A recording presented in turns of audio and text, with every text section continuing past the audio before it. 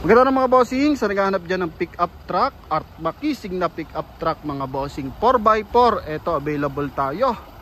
Emotional red ng Toyota Hilux GR Sport or Gaso Racing kung tawagin mga boss. Yan yung meaning ng GR Sport mga boss. 2023 year model to. Yan, so R18 yung mags niya na polish black. Ganda ng loob na ito mga bossing.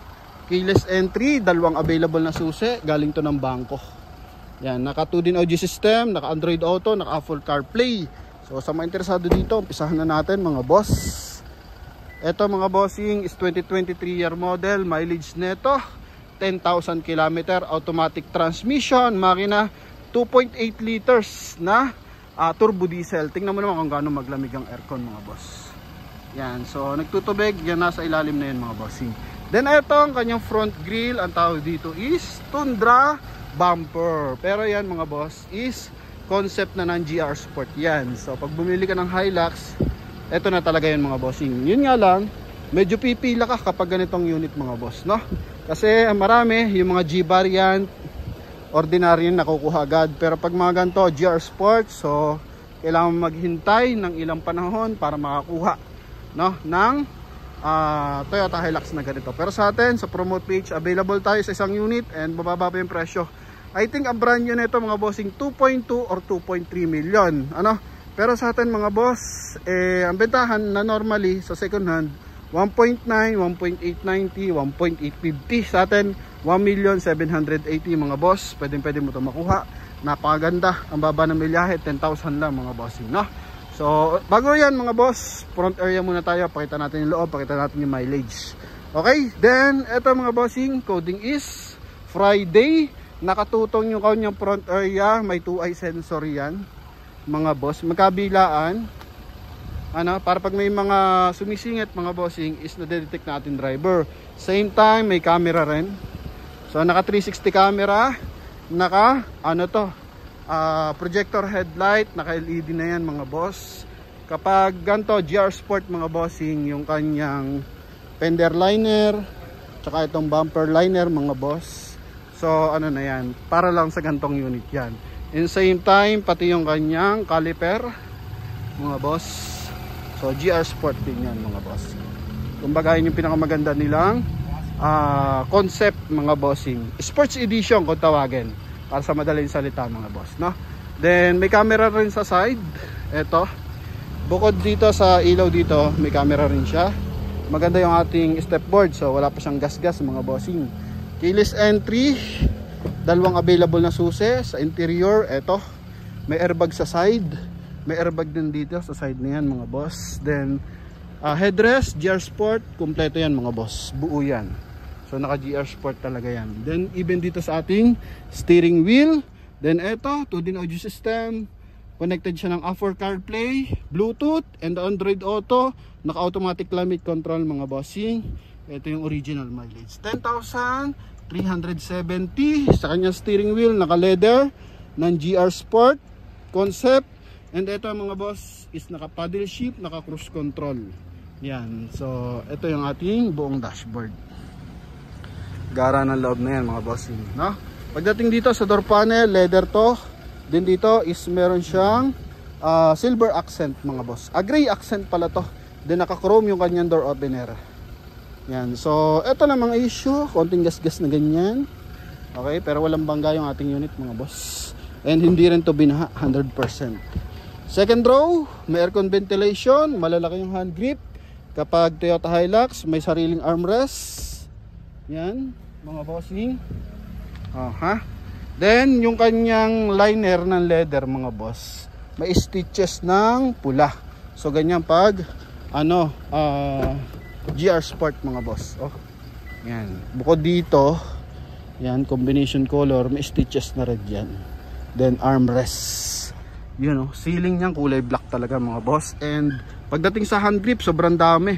Pagdating sa Hilux, 1, 2, yan, ito pa. Yan 3. Yan sa side. Sa side pa lang 3, no? So 4 pala. 1, 2, 3, 4, 8 yan mga bossing, ha? Pinakamarami talaga sa Hilux. Okay, then meron sub speaker. Yan, garnish ng Toyota. Yan. Second row, eto. Aircon vent. Then, even yung kanyang floor matting, so naka GR Sport yan, release from Toyota yan. Eto. Ay, wala na, burado na. Pero sa kabila makikita natin mga boss, no? Naka power seat to, mga bossing ha. Yan, dito sa driver side. Okay. Then, ito is Toyota Motor Thailand. Sa likuran, ito fender liner. Then naka two-tone.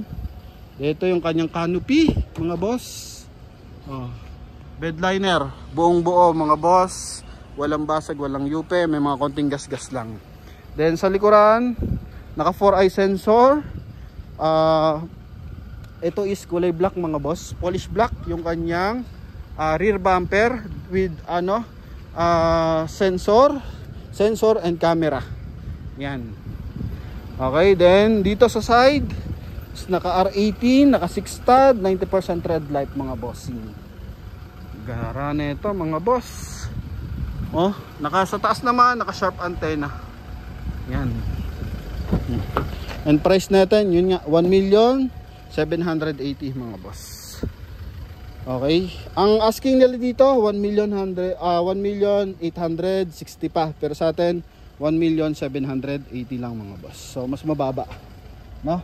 Then, naka GR Sport na to mga boss. Yan yung sinasabi natin. Yung kanyang floor matting is naka GR Sport din. Yan. So, dalo available na susi. Naka keyless entry. Ito, pakita natin ng bagay ng loob. Ganda ng loob na ito mga bossing. Sa mga nangangarap dyan magka-Hilux, eto na yung pagkakataon nyo.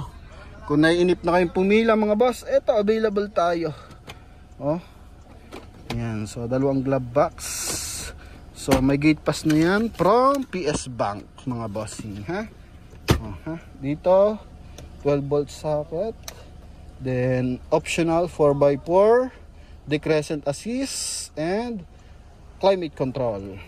Dito naman yung ating armrest. Yan, lambot ng leather niya. Dito lagay ng eyeglasses, ilaw, yan, sun visor with mirror.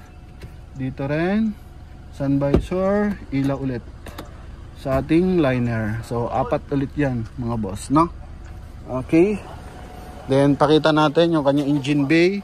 Tint na ito is Nano Pro. Maganda yung tint niyan. Laminated tint mga boss, no? So makisig ang ating unit na to. Hatak to ng bangko mga bossing. Ano po? Yan, pakita natin yung kanyang engine bay. So dati ang pinipilahan lang na kulay kay Toyota is yung kulay white, sa pearl white tsaka sa black mga bossing. Pero even dito sa emotional red, ano pa rin to mga boss, pinipilahan na rin, ano? Yan. So same time dito sa engine bay, meron na siyang hydraulic assist. Yan, makina nito is 2.8 liters na turbo diesel. Ito yung kanyang insulator, buong buo. Description na makina, ito mga boss. Then sa markings, kompleto lahat mga boss, no? Yan. Level ng mga coolant, so maayos. Lahat yan mga boss. EBS, so walang katagas-tagas. Napakaayos na makina nito mga boss. Walang talsik, walang usok mga boss. Battery niya stock ba from Toyota, no? Yan, so sa mga interesado dito mga boss, pwede na makuha sa halagang 1,780,000 mga boss. Kita nyo naman kung paano magtubig ang aircon natin. Yan. Okay. So eto na mga boss. Sa mga interesado, syempre tawag na sa ating mga contact number. And sa ating mga viewers and buyers, so maraming salamat po sa laging pagsuporta sa ating YouTube channel and Facebook. Sa mga nagko-comment, i-comment nyo kung saang lugar nyo napapanood yung ating video mga boss. Ano? Yan, shoutout sa inyo lahat and hoping makakuha kayo ng inyong mga dream car. Alam ko, marami nangangarap ng Toyota Hilux mga boss, lalo na yung gantong variant 4x4 na automatic transmission mga bossing. So yun lamang po mga boss. Sa mga interesado, tawag na mga bossing. Thank you and God bless. Bye bye. Yan, huling sulyap. Ito pala mga bossing, power fold. Pakita na rin natin, no? Yan.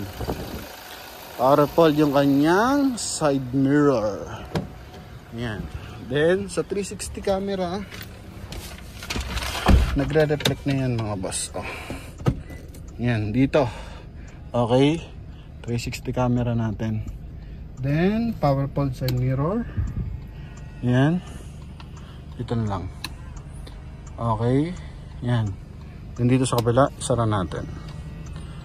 Gara na mga boss. Power adjust. So, goods na goods yan. Siyempre, 10,000 lang mileage yan eh. So, yun lang mga bossing. Naka-push start yan. Yung susi, hindi lang natin mga boss. Hawak eh. Then, ang square type lang siya mga bossing. Na may nakalagay din na GR Sport mga boss. Yan. Park lang natin. Then, ito yung ating cruise control. Voice command. Yan. Then, dito may sensor sa harap. Then, blind spot mga boss. Ito. Yan. May blind spot sensor na rin siya. Okay. So, yun lang mga bossing. Dito naman sa headlight. So, may auto sensing ng headlight. Para pag pumapasok sa mga tunnel. So, nade-detect na, no? Kapag, pumasok ng tunnel, syempre, madilim, kusang umiilaw. Dito sa kabilang side, wala siyang automatic 4x4. Yan, so, kasi nga, ito is 4x4 unit. So, wala po, no? Siguro, once na kasi ginagamit natin as 4x4, trinabil natin ng, river crossing, mga boss, syempre, matatalsikan. So, magwa-wipe na magwa-wipe. So, kaya siguro tinanggal nila. Okay, pero ito high-tech, no? Voice command, sensor, then front sensor to mga boss pag may sumisingit. Same time blind spot and cruise control. Okay, so yun mga boss. Thank you sa lahat ng mga suporta natin, no? Yan, so sa mga interesado, tawag na mga boss. Thank you and God bless. Bye-bye.